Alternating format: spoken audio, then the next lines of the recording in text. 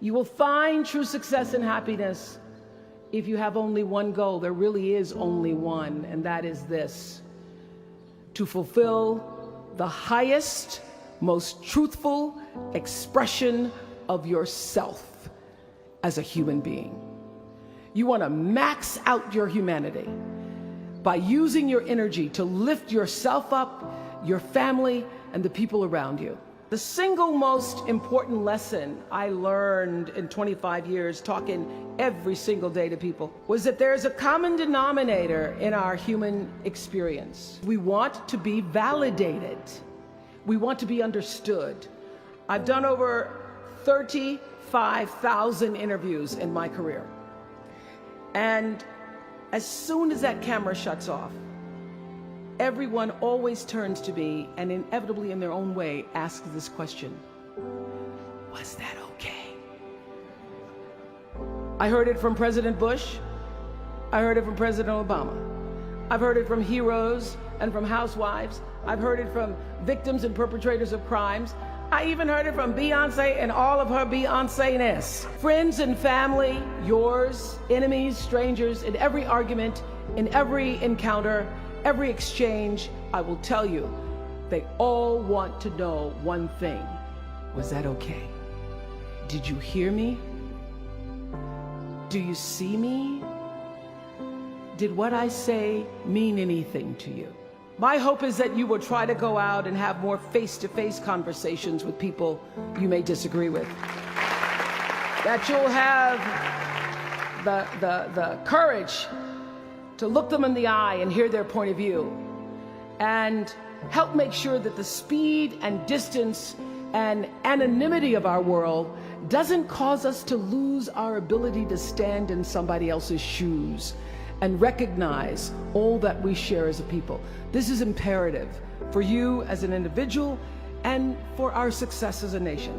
So whether you call it soul or spirit or higher self, intelligence, there is, I know this, there's a light inside each of you, all of us, that illuminates your very human beingness if you let it. And as a young girl from rural Mississippi, I learned long ago that being myself was much easier than pretending to be Barbara Walters. Although when I first started, because I had Barbara in my head, I would try to sit like Barbara, talk like Barbara, move like Barbara.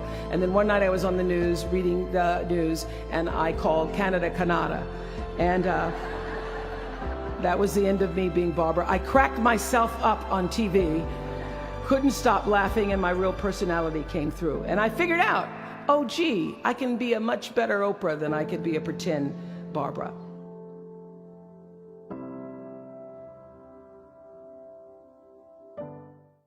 I'm asking the bigger question of who am I? Who am I really? My answer is I am God's child. I am that which is born of all that is.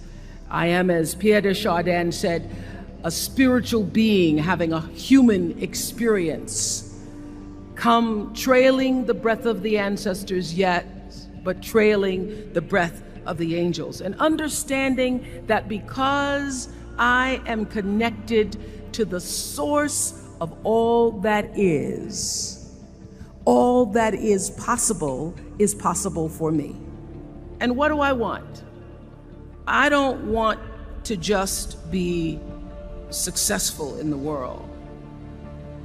I don't want to just make a mark or have a legacy. The answer to that question for me is I want to fulfill the highest, truest expression of myself as a human being. I want to fulfill the promise that the Creator dreamed when He dreamed the cells that made up me. What do I want? You must have some kind of vision for your life. Even if you don't know the plan, you have to have a direction in which you choose to go.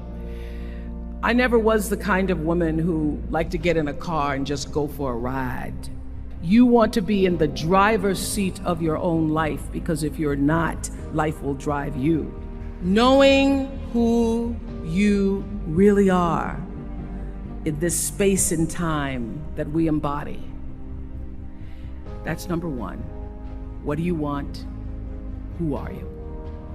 Number two, you must find a way to serve. Martin Luther King said that not everybody can be famous, but everybody can be great, because greatness is determined by service. Now, we live in a world where everybody wants to be famous and where we admire people for just being famous. We think being known brings us value. The truth is, all of that will fade in time. Service and the significance that you bring to your service is that which is lasting. So to be able to, whatever your occupation or job or talent or gift is, our honorees today getting doctorate degrees, to apparently opposite fields, HIV and AIDS and the spoken word. But what they have in common is service, using the spoken word in service to community and the world, using your knowledge and information about HIV and AIDS and medicine in service to the world. And if you look at all the most successful people in the world, whether they know it or not, they have that paradigm of service. Service through medicine, service through art. Using whatever it is you produce, your product, as a way of giving back to the world. When you shift the paradigm of whatever it is you choose to do to service, and you bring significance to that, success will, I promise you, follow you. Be excellent. Let excellence be your brand. Everybody talks about building a brand. I never even knew what that was. When people say, you're a brand, I would say, no, I'm just Oprah. What I recognize now is that my choice to, in every way, in every example, in every experience, to do the right thing and the excellent thing is what has created the brand. Years ago, I did an ad for Revlon for an ad they were doing called Unforgettable Women. And what I know is that when you are excellent, you become unforgettable. People remember you. You stand out. Understanding what we talked about yesterday. All of you leaving here have the potential for enormous success. There's a price that comes with that. People don't always like you, and they're not always happy for you.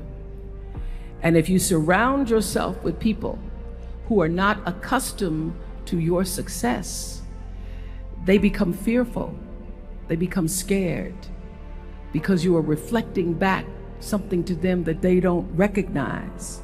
People who want the best for you want you to be your best. So my greatest advice to you is to surround yourself with people who are going to fill your cup until your cup runneth over. I'm so full, my cup runneth over.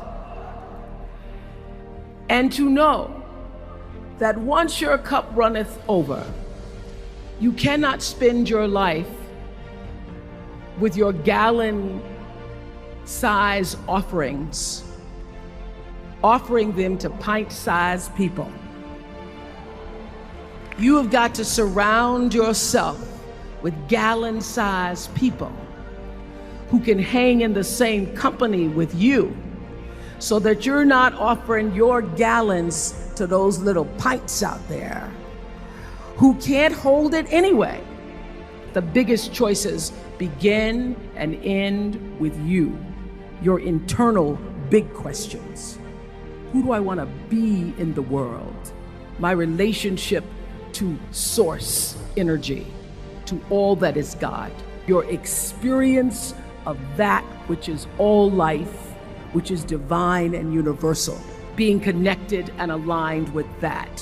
When you are tuned in and charged into that, whenever you feel empty, you go inside yourself and you connect to the source, and you know that all things are possible.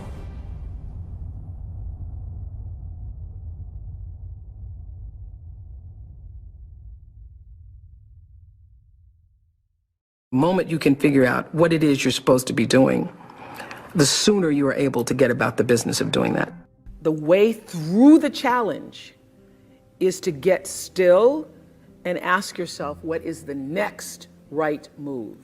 Not think about, oh, I got all of this stuff. What is the next right move? And then from that space, make the next right move and the next right move. And not to be overwhelmed by it, because you know your life is bigger than that one moment. You know you're not defined by what somebody says is a failure for you, because failure is just there to point you in a different direction.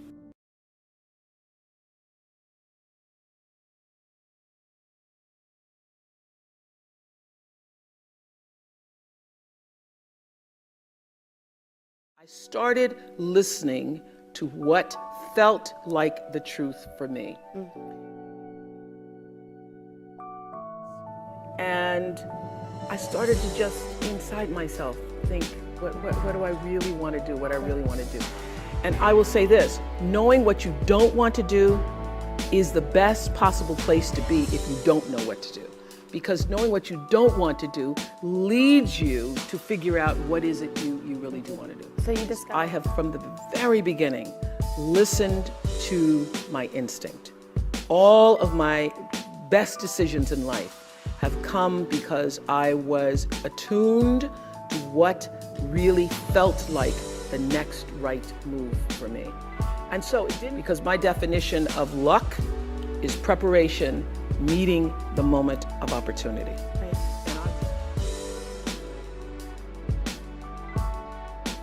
Every single person, except my best friend Gail, said you're gonna fail. Every single person. The way through the challenge is to get still and ask yourself, what is the next right move? What is the next right move? And then from that space, make the next right move and the next right move. And not to be overwhelmed by it, because you know your life is bigger than that one moment. You know you're not defined by what somebody says is a failure for you, because failure is just there to point you in a different direction.